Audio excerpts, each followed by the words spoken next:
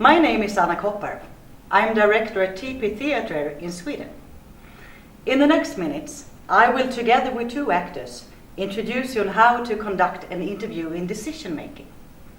We will take part of glimpses of the 4 steps of the methods, do's and don'ts on your way to become a trainer. In the following, we will meet a teacher that's being interviewed about a problematic situation at school with 2 students.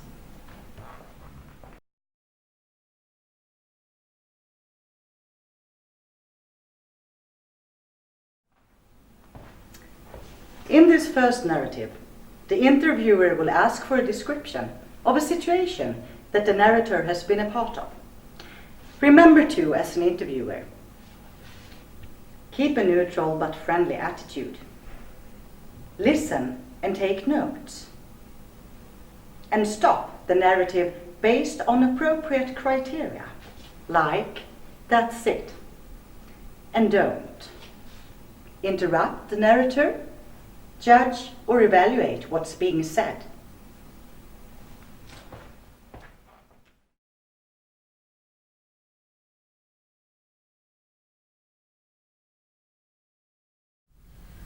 Did you face a situation recently that caught your attention?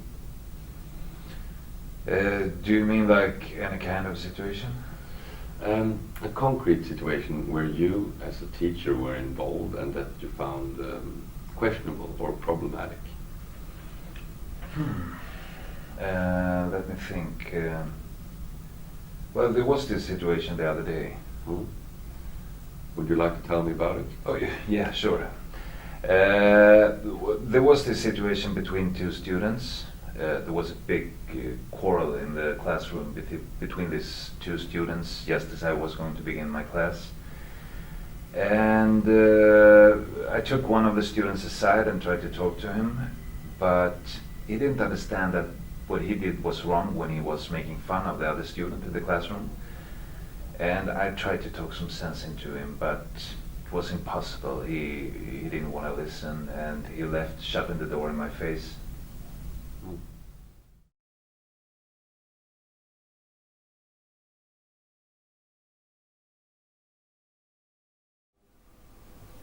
In the following, the interviewer will ask for details on how things occurred in the situation chronologically. The interviewer should try to fill out the blanks in the narrative by asking questions like what, where, and then. The interviewer should also try to identify action verbs. These action verbs are being used later on in step 3. Action verbs could be word acts like I said, I showed, I asked.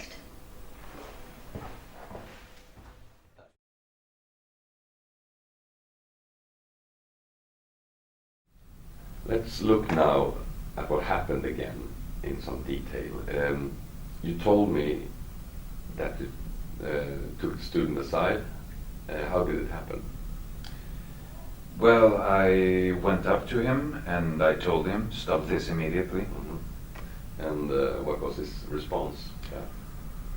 He kept quiet, or maybe murmuring something. Then what happened? I told him that the 2 of us should speak separately to discuss what had happened. I also told the other students that they should continue to work on their own. So we sat down in another room. Okay. What kind of room was it? It's like a chat room in school. Okay. Did anything else happen between you leaving the classroom and entering the chat room? Nah, we kept quiet, both of us. He tagged along a few meters behind. So you got to the chat room, and then what happened? Well, we kept talking for a while without getting anywhere. So how did the conversation start? It's a little hard to remember. But who started the conversation? I guess that was me. I said something like, do you realize that it's not okay to make fun of others the way you did? Mhm.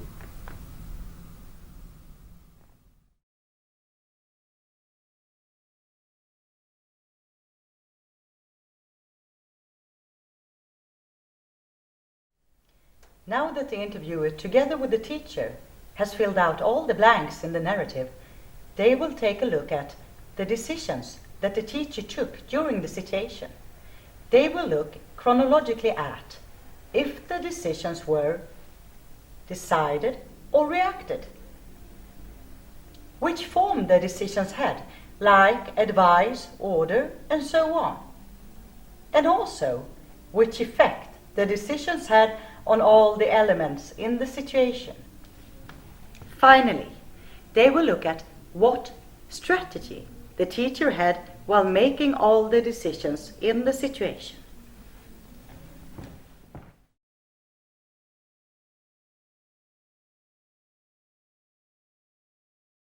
So, now let's look at the decisions that you took during this sequence that you described for me. And when you first came up to the student, you said that you told him to stop immediately. Was that a decision or a reaction? It was definitely a decision. Well, the choral was disturbing the class, and I could see that the other students were really bothered by it, so I had to do something. So, when you said to stop immediately, as you said, was decided, how was that delivered? Well, I guess I spoke it out loud. Mhm. When you speak it out loud, what do you do? I tell him that his behavior is not okay and that it should stop. Mm. When you say that his behavior must stop, what do you do? I guess I blame him, telling him to adjust. Mm. So, what form of delivering your decision are you making when you tell him to adjust?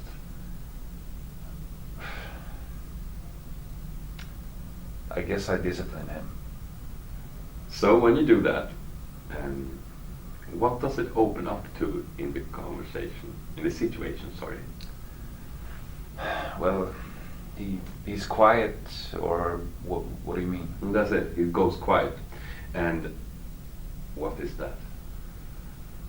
Well, he listens, or maybe rather obeys what I'm telling him to. Mm. And what happens to you? Well, I'm not sure. I guess I'm doing what I'm supposed to do as a teacher. I solve situations. So does the situation solve? No, I guess not. He goes quiet and maybe mumbling, and I feel like the bad guy. So, now we've been looking at all the decisions you took in this situation. What was your strategy or main strategy when you made the decisions? I'm not sure. I guess I try to do my job as a teacher, and sometimes it's very hard. Mm. Yes. So, should we take a look at the decisions you made? Mm. Yeah, sure, that would be good. It's hard to remember. Yeah. Well, looking at your first decision, when you told him to stop immediately, you said that that was to discipline him. And in your second decision, you said that you should talk separately.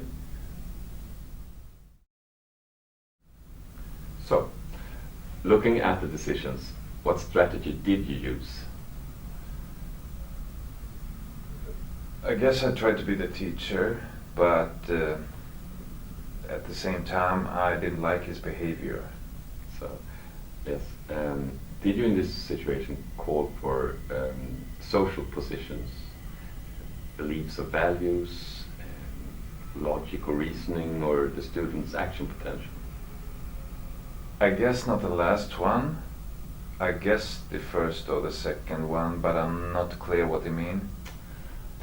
I guess you can say that social positions is when you call for the role as student and teacher and their relation to each other.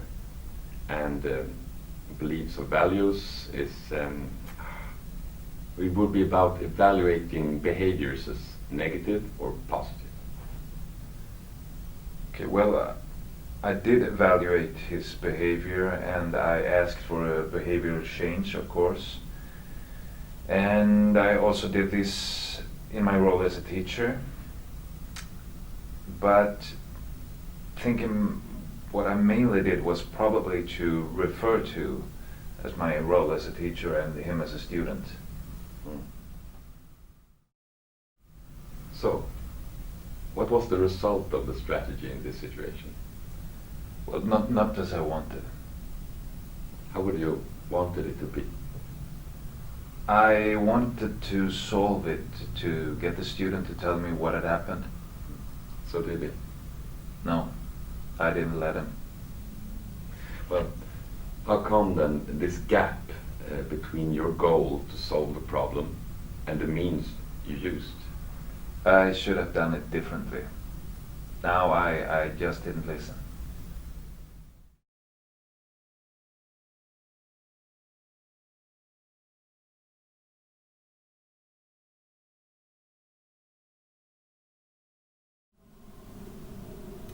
In this last step, the interviewer and the teacher will focus on one decision in the situation. The interviewer will ask the teacher what he perceived or had in mind while making the decision, as well as what was important and prioritized. The teacher has chosen his first decision to look closer at. And don't continue to ask for importance before the narrator mentioned a few perceptions.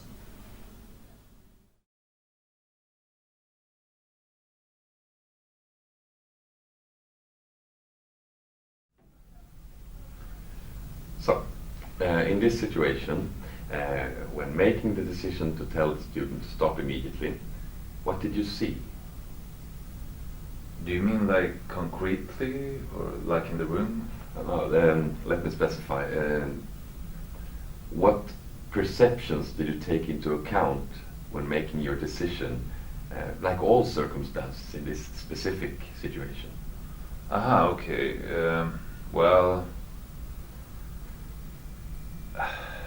I wanted to get out of the room as soon as possible, and also I was thinking about the other students, that they wouldn't be able to concentrate.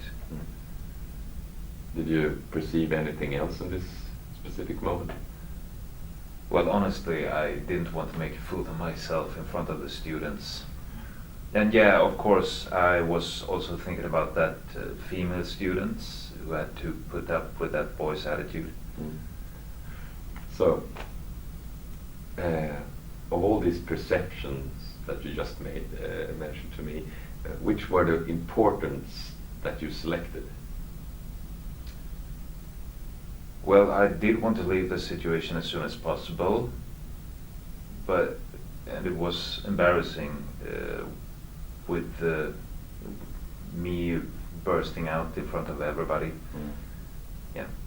So, so of the perceptions you had, leaving the situation and avoid being embarrassed was mainly taken into account, you would say? Yes, I would say so.